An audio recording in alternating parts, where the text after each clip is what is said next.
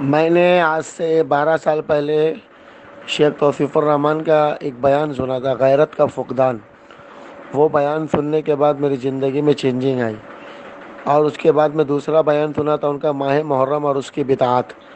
یہ شیخ توصیف الرحمن ہی وہ شخصیت ہے جس کی وجہ سے میں اہل حدیث بنا۔ میں پہلے کٹر بریلوی تھا، میرے کچھ دوست اہل حدیث تھے، لیکن وہ لوگ ان لوگ کو خود نہیں معلوم توحید کیا ہے، ایسا کیا ہے۔ ان کے گھروں میں جا کے میں ان کو بریلوی بننے کا دعوت دیتا تھا، ان کے گھروں میں جا کے ان کو پیری مریدی بننے کا دعوت دیتا تھا، اجمیر جاؤ بولتا تھا، پیر مریدی کا دعوت دیتا تھا میں ان کو بریلوی اعلیٰ حضرت کی باتیں بتاتا تھا، اور ان کو جھوٹی جھوٹی کرامتیں شیخ عبد القادر جیلانی کی سناتا تھا۔ لیکن بعد میں ان کے گھروں میں نے ایک بیان سنا، شیخ توصیف الرحمن کے غیرت کا فقدان۔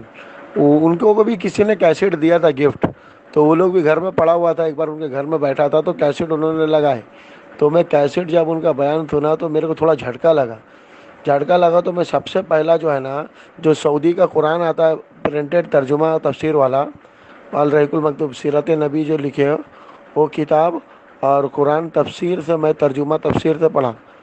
بعض وقت ہم تو خالی برکت حاصل کرنے کے لیے پڑھتے تھے، لیکن تفسیر سے پڑھا تو میرے کو پورا جھٹکا لگا، کیونکہ اس کے آخری پیج میں رہتے نا جو عقیدہ اور مسئلہ ہے وہ سب دلیل کے ساتھ رہتا ہے۔ وہ پڑھا تو میرے کو دماغ کھلتا چلا گیا۔